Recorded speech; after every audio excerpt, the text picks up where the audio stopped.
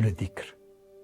À quoi Dieu fait-il référence lorsqu'il nous parle de dhikr? C'est tellement simple, mes frères et mes sœurs. C'est tellement limpide, puisque Dieu ne fait que nous parler de cette réalité-là. Bismillahirrahmanirrahim. Allahumma salli ala Muhammadin wa ali Muhammad. Je cherche refuge en Dieu contre Satan, le lapidé, et au nom de Dieu, Ar-Rahman, le clément. La louange à Dieu, Seigneur des mondes. La prière, la paix sur le messager de Dieu, sa sainte famille, les Ahl al-Bayt, les Asbat, les gens de sa demeure, ainsi que sur l'ensemble des prophètes, des messagers, des envoyés et de leurs héritiers respectifs. Mes chers frères et sœurs, je reviens vers vous avec ce sujet du dhikr. Le dhikr qui est cité maintes et maintes fois dans le Coran. D'ailleurs, même Dieu emploie ce terme pour parler du livre. Alors on peut l'entendre de différentes manières. Est-ce qu'il parle du livre? Oui. On peut entendre qu'il parle d'autre chose que le livre. On peut dire oui aussi, parce que le livre c'est le dhikr c'est le livre. Inna nazzalna dhikra wa inna lahu lahafidhun. C'est un verset du Coran. Nous avons certes fait descendre le rappel. Donc je le traduis par le terme rappel, mais vous allez voir que dans ce mot rappel, vous allez voir tout ce qui se cache, même si nous avons déjà évoqué ce sujet et que nous avions pris une certaine direction, puisque chaque fois que nous évoquons un sujet, mes frères et mes sœurs, sachez que ça n'est qu'un préambule. Et nous ne le disons pas, mon maître Sayyid Yahya le répétait souvent, et je vous le répète aussi, nous ne le disons pas uniquement parce que nous sommes, on veut refléter de la modestie, ou parce que, non, parce que toute cette vie n'est qu'un préambule. La foi, la spiritualité, la science, la lumière sont infinies. Donc face à l'éternité de la lumière, tout n'est que préambule. Et donc, comme je vous le disais, par le passé, nous avons déjà évoqué ce sujet. Nous l'avons évoqué d'une certaine manière. Et aujourd'hui, j'aimerais prendre avec vous une certaine direction.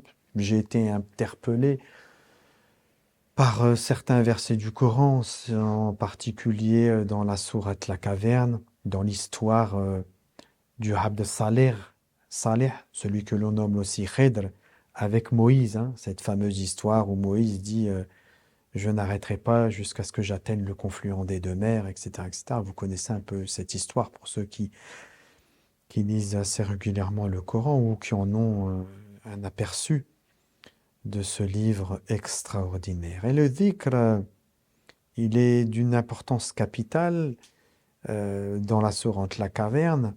Il prend toute son importance que si nous l'apprécions à sa juste valeur, ce dhikr, que nous ne l'enfermons pas entre quatre murs, dirais-je.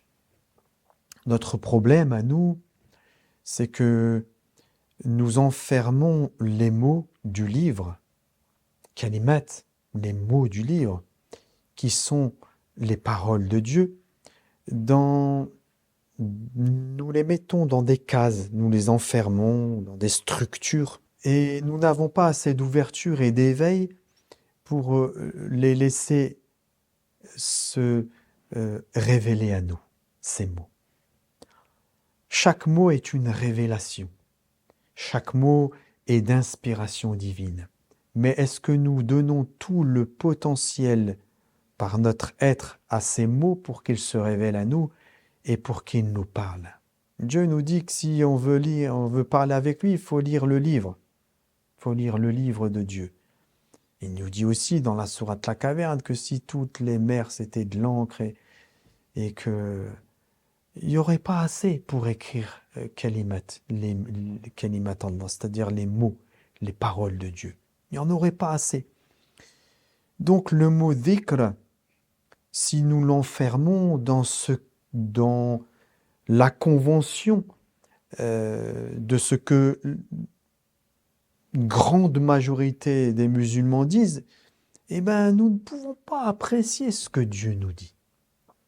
Et de quoi il nous parle lorsqu'il parle de dhikr. Parce que nous l'enfermons, le dhikr dans tasbih. Allahu Akbar. Ou faire le dhikr, c'est-à-dire faire subhanallah, alhamdulillah. C'est vrai, c'est un dhikr, mais un dhikr de quoi? Qu'est-ce que c'est? Ou alors nous l'enfermons dans une histoire. Le dhikr, c'est l'histoire du passé. Comme vous le savez, le Coran est fait de multiples histoires. Et c'est vrai que ces histoires appartiennent, selon le code de notre temps, elles appartiennent au passé, ces histoires. L'histoire de Moïse, l'histoire de Noé, l'histoire de Adam, l'histoire de la Genèse, toutes ces histoires. Donc on a l'impression que Dieu, lorsqu'il nous dit et qu'il nous parle de dhikr, on a l'impression qu'il nous parle du passé. C'est vrai et en même temps c'est faux. Pourquoi c'est faux? Eh bien, nous l'avons déjà évoqué avec vous, mais je vais ajouter autre chose. Il y a un verset du Coran qui se trouve dans la sourate La Caverne.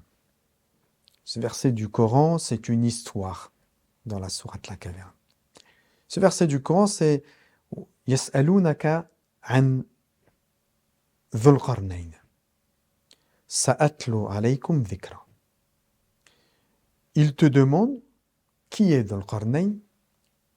Je vais vous en faire un rappel. Allez, on va le traduire ainsi. Donc, du coup, lorsque nous l'entendons uniquement comme un rappel du passé ou un rappel historique, tout de suite vient à l'esprit, Dieu va nous parler d'une histoire du passé. Or, il y a une incohérence qui saute tout de suite aux yeux, qui est que dans cette histoire, qui est celle de Dhul Qarnayn, il y a l'histoire de Gog et de Magog. Or, toutes les fois confondues, savent que l'histoire de Gog et Magog est une histoire du futur. C'est quelque chose qui se passe à la fin des temps.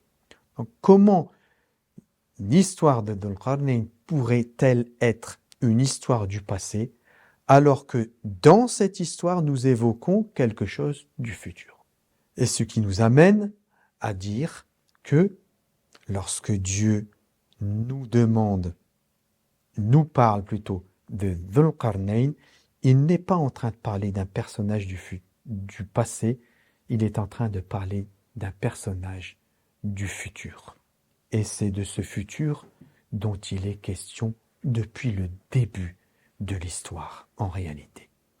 Et que tous les prophètes ne sont venus que pour une seule chose, c'est construire le futur de l'homme. Mais le problème, c'est que lorsque nous disons le futur de l'homme, nous l'emprisonnons, nous, dans l'histoire de l'homme sur cette terre. Mais l'histoire de l'homme sur cette terre n'est qu'une petite partie, infime partie, de ce qu'est l'homme. Son histoire a commencé avant la descente sur cette terre, et son histoire se poursuit après le retour au monde auquel nous appartenons. Et ce que nous vous avons jamais dit, et que nous partageons aujourd'hui avec vous, c'est le mot dhikr dans l'histoire de Moïse et de Khidr qui est présent aussi. À un moment donné, dans les versets qui évoquent l'histoire de Moïse et de Khidr, vous savez que Moïse, eh bien, il veut tout apprendre de ce Abd Saleh. Et donc, il est prêt à tout. Moïse, que la paix de Dieu soit sur lui, quel fervent amoureux de Dieu, quel fervent serviteur. Face à cette situation et face à ce personnage extraordinaire dont Dieu dit « Alamnahu min ladunna ilma » auquel nous avons donné une science qui émane de nous, avec tout ce que cela représente, émane de nous. Qu'est-ce que cela veut dire? Qu'est-ce que cela sous-entend? Émaner de nous. Tout d'abord que ça ne vient pas de l'homme, ça vient de Dieu. Et quelle est la seule chose qui provient que de Dieu? Eh bien, c'est la révélation ou l'inspiration. C'est elle qui vient de Dieu. Donc, on peut affirmer d'ores et déjà que l'Abd Saleh était un homme inspiré par Dieu. Cet homme inspiré par Dieu dit à Moïse Je le dis avec mes mots, excusez-moi de le dire dans un langage un peu familier. Écoute Moïse, il n'y a pas de problème, tu peux me suivre, mais n'interviens pas tant que je t'ai pas donné des nouvelles. En gros, je le traduis comme ça. Mais en réalité, les mots qui sont employés dans la langue arabe, dans le Coran, c'est « La tas'alni hatta uhdithu laka dhikra ». Ne me demande rien jusqu'à ce que je te raconte. Et là, c'est le mot « je te raconte quoi ?» L'histoire ou la réalité, ou on peut le traduire de différentes manières. Mais lui, il dit, donc dans le livre, il dit « dhikra ». Donc le mot « rappel ». Alors on peut le traduire comme ça, jusqu'à ce que je t'en fasse un rappel. Mais un rappel de quoi? Un rappel du passé ou un rappel du futur?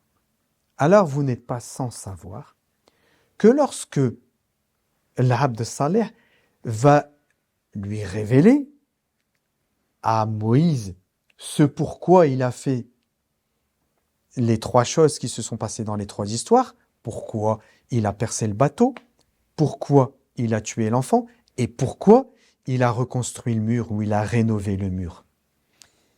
Et lorsqu'il lui explique, cette histoire n'est pas une histoire du passé, mais une histoire du futur. Il y a un roi qui prend les bateaux, etc. pour la première histoire, qui est un futur proche. Et puis pour la deuxième histoire, il y a l'histoire d'un enfant qui risque de détourner ses parents et de les amener à la mécréance. Et que donc il intervient pour un futur moyennement proche, un petit peu plus éloigné. Et puis la troisième histoire, avec les 2 orphelins et ce mur qu'il rénove, parce que dans le futur, et là on vient à un futur eschatologique, il y a une histoire avec ces 2 enfants qui avaient un père Saleh et qui devront découvrir eux-mêmes le trésor qui se cache en dessous de ce mur. Donc le mot dhikra, mes frères et mes sœurs, nous transporte dans une réalité qui est en dehors du temps. Alors là, en l'occurrence, dans un futur. Mais vous allez voir que le futur dont nous parlons est un futur qui est en dehors du temps. Pourquoi ce futur est en dehors du temps? Parce qu'en définitive, de quoi Dieu est en train de nous parler? De quoi Dieu nous parle lorsqu'il nous dit qu'il veut nous faire un rappel? Est-ce qu'il veut qu'on se rappelle d'une histoire passée ou il veut qu'on se rappelle d'une réalité dans laquelle nous ne sommes plus actuellement? Et là, c'est complètement différent. Alors, nous avons un verset du Coran, ou plusieurs même peut-être, où Dieu dit « Demande aux gens du dhikr si vous ne savez pas ». Et là, pareil. On a l'impression qu'on doit demander aux historiens, qu'on doit demander à ceux de la communauté des religieux de l'islam ou autres qui nous orientent parce que c'est eux ahl dhikr, c'est eux qui ils savent parce qu'ils connaissent l'histoire, ils ont étudié l'histoire, ils savent ce qui s'est passé à l'époque du prophète et avant le prophète, etc., etc. Donc, ils doivent te rappeler une histoire du passé pour que tu comprennes la voie que tu dois prendre. Mais est-ce que c'est ça, mes frères et mes sœurs? Le dhikr, c'est la révélation. Le dhikr, c'est le livre de Dieu. Vivre le dhikr, c'est être de ceux à qui on a inspiré ou révélé. Noé était ahl dhikr. Moïse était ahl dhikr. Adam était, etc., etc. Tous les prophètes étaient ahl dhikr. Mais pourquoi ils étaient ahl dhikr? Parce qu'ils étaient des intimes de Dieu, c'est-à-dire des gens qui recevaient de Dieu la révélation ou l'inspiration. Qui mieux que celui qui est inspiré peut vous parler de l'inspiration, mes frères et mes sœurs? Donc, lorsque Dieu nous dit « Fas'al ahl dhikr », lorsqu'il nous dit de demander aux gens du rappel, il est en train de nous demander aux gens qui sont inspirés par Dieu. Et là, c'est complètement différent. Mais bien sûr, je n'ai pas répondu à la question essentielle, le dhikr. À quoi Dieu fait-il référence lorsqu'il nous parle de dhikr? C'est tellement simple, mes frères et mes sœurs. C'est tellement limpide, puisque Dieu ne fait que nous parler de cette réalité-là et que nous sommes empêtrés dans la réalité qui n'est pas la réalité de la vie de ce monde, qui fait qu'on est complètement à côté de la plaque. Mes frères et mes sœurs, ce que nous vivons ici sur cette terre n'a rien à voir avec ce que nous sommes. Rien du tout. Dieu nous a créés dans une réalité qui est celle où Dieu a permis à Adam de recevoir tous les noms. Où Dieu parachève sa création, toute sa création, avec une entité, si je peux l'appeler ainsi. Cette entité, c'est l'homme, ou c'est Adam, ou c'est le khalifa. Cette réalité-là, mes frères et mes sœurs, vous et moi aujourd'hui, nous n'en avons que très peu de conscience. Mais c'est cette réalité-là qui est plus réelle que ce que nous vivons aujourd'hui. Donc lorsque Dieu nous parle de dhikr, il ne parle ni plus ni moins que de cette réalité-là. Il nous appelle à la réalité de l'homme. C'est comme s'il nous disait « Je vous ai créé pour quelque chose. Et dans ce pourquoi je vous ai créé, il y a eu un incident, mais cet incident fait partie de votre histoire et il fait partie de ce pourquoi vous avez été créé. » C'est-à-dire, ce que je suis en train de vous dire, c'est que ça n'est pas un incident ou un accident, mais c'est quelque chose qui fait partie de la structure de l'homme. Ou de l'histoire, plutôt de l'histoire de l'homme. Et il y a eu cette descente. Cette descente nous a fait perdre notre habit de lumière. Cette descente nous a fait oublier quelle est la réalité pour laquelle nous avons été créés. C'est-à-dire l'aspect créaturel pour lequel Dieu nous a créés. Aujourd'hui, nous sommes dans un aspect créaturel qui n'est pas le nôtre. Avec tout ce que nous avons déjà évoqué avant, parce qu'aujourd'hui, on est contraint par le raisonnement, la logique, etc. Nous ne sommes pas dans la structure pour laquelle Dieu nous a créés d'être inspirés par Dieu. C'est ça qu'il veut nous rappeler. Il veut nous rappeler que nous ne sommes pas ce que nous sommes ici. Il veut nous rappeler que nous sommes celui du début ou alors celui de la fin. Parce qu'en définitive, les choses retourneront dans l'ordre lorsque l'homme retrouvera sa place. Ô âme pacifiée, retourne vers ton Seigneur agréante et agréée. C'est ce retour que nous devons effectuer, et c'est ça le dhikr. C'est revenir à notre état initial, à notre réalité primordiale. Ce retour, c'est ça le dhikr.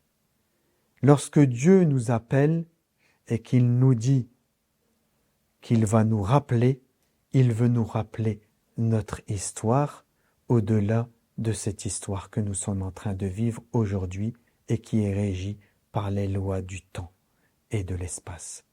Le dhikr est donc une histoire qui est en dehors du temps et de l'espace. Le dhikr est un futur à une seule condition, c'est que lorsque l'on parle de ce futur, on parle du retour de l'homme à sa nature primordiale. Mais si nous parlons du futur en tant que temps sur cette vie, il n'a ni plus ni moins la même valeur que le passé et le présent que nous vivons ici sur cette terre. C'est-à-dire qu'il n'a aucune valeur parce qu'il est amené à disparaître. Mais que cette réalité des gens du dhikr, elle ne disparaît pas. Et lorsque Dieu dit dans cette fameuse sourate, ô âme pacifiée, retourne vers ton serviteur, retourne plutôt vers ton Seigneur, agréante et agréée, et entre parmi mes serviteurs, et entre dans mon paradis. Le paradis de qui? Le paradis de Dieu, où résident ses serviteurs, c'est-à-dire les gens qui sont retournés à leur origine. Les gens du dhikr, les gens qui vivent la révélation, les gens qui sont inspirés par Dieu et qu'il a mis dans leur cœur assez de lumière pour qu'ils reviennent à ce qu'ils étaient. Et qu'ils peuvent accomplir cette mission sur cette terre et vivre cela. Et lorsqu'ils ont atteint ce niveau-là, ils deviennent des témoins. Et ils témoignent jusqu'à ce que Dieu les rappelle vers lui, sachant qu'ils ont déjà, avant qu'il ne les rappelle à lui, ils ont déjà effectué le retour vers lui. Et donc ils ne sont pas étrangers à ce que il leur arrive lorsque la mort se présente à eux. Et c'est pour cette raison-là que les grands hommes, les hommes de Dieu, lorsque la mort se présente à eux, ils sont dans un état de sérénité et de paix extraordinaire parce que ils n'ont jamais été étrangers à ce monde vers lequel ils retournent. Que Dieu, mes frères et mes sœurs, nous permette de vivre le véritable dhikr, le dhikr de ceux qui sont inspirés par Dieu. Et Inch'Allah, j'espère avec la permission de Dieu que je pourrai encore développer avec vous cette notion-là à travers l'histoire de Dhul Qarnayn. Je voulais la développer cette fois-ci, bien que nous l'avons déjà développée ensemble, mais je pense que si je le fais aujourd'hui, vous allez perdre patience. Donc, je vous dis sur ce, à très bientôt.